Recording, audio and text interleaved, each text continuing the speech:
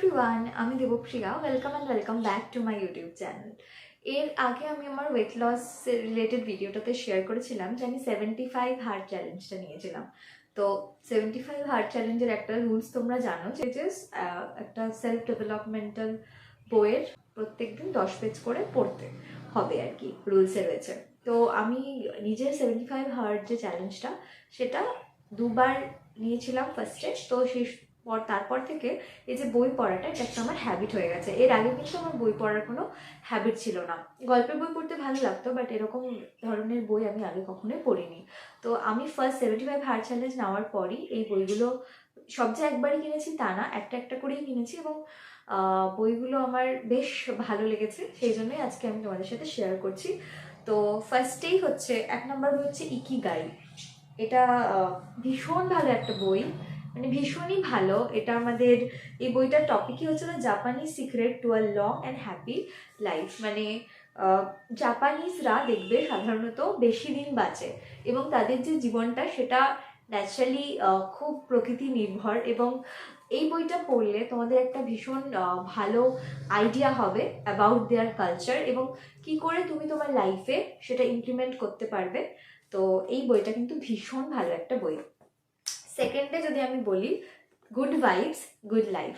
তো এই বইটাও ভীষণ ভালো। তো আমি ইকিগাইটা আমি ফার্স্ট, মানে যখন পড়া শুরু করি, ইকিগাই হচ্ছে ফার্স্ট বই ছিল।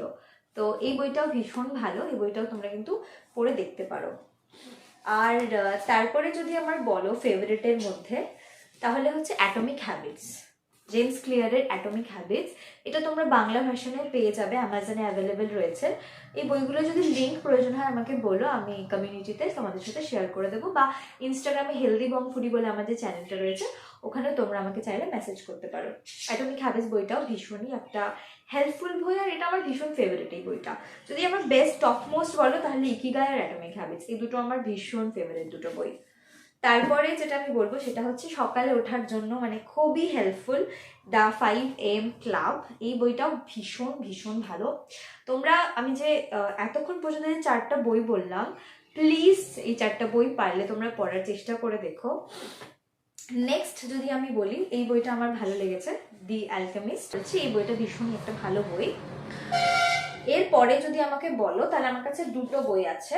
একটা হচ্ছে এপিজে আব্দুল কালামের যে অটোবায়োগ্রাফি, উইংস অফ ফায়ার, এই বইটা। আরেকটা হচ্ছে টার্নিং পয়েন্টস, এপিজে আব্দুল কালামের। এই দুটো বই এপিজে আব্দুল কালামের লেখা, দুটো বই ভালো, তোমরা পড়তে পারো। এছাড়াও আমার কাছে আরেকটা বই, আমি এটা পুরোটা আমি পড়িনি, পুরোটা পড়লে আমি পুরো রিভিউটা দিতে পারবো, দি সাইকোলজি অফ মানি। এটা আমার পুরোটা পড়া হয়নি।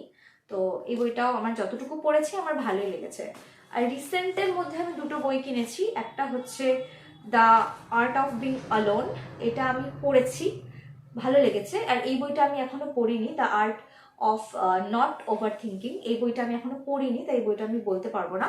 বাট এই কটা বই আমার তোমাদের সাথে শেয়ার করা ছিল। ফেভারিট আমি আবার বলছি ইকিগাই, অ্যাটমিক হ্যাবিটস, আর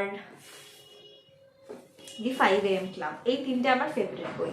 মানে এই তিনটে বই হচ্ছে, মানে শুরু যদি করতে দাও অবশ্যই ইকিগাই দিয়ে শুরু করো, আর অ্যাটমিক হ্যাবিটস, আর এই তিনটে বই 5 AM ক্লাব, এই বই তিনটে তোমরা অবশ্যই ট্রাই করে দেখতে পারো, ঠিক আছে? তো আজকের ভিডিওটা ভালো লাগলে অবশ্যই লাইক করে দিও। আর এই ধরনের ভিডিওস আরও পেতে চাইলে, বা কী টাইপের ভিডিও তোমরা চাইছো, কোনো ডাউটস, কোনো কোয়েশ্চেন থাকলে অবশ্যই কমেন্ট করে জানতে পারো। আমি একটা Q&A ভিডিও খুব তাড়াতাড়ি তোমাদের সাথে শেয়ার করব। তো ভিডিওটা ভালো লাগলে অবশ্যই লাইক করে দিও। Thanks for watching.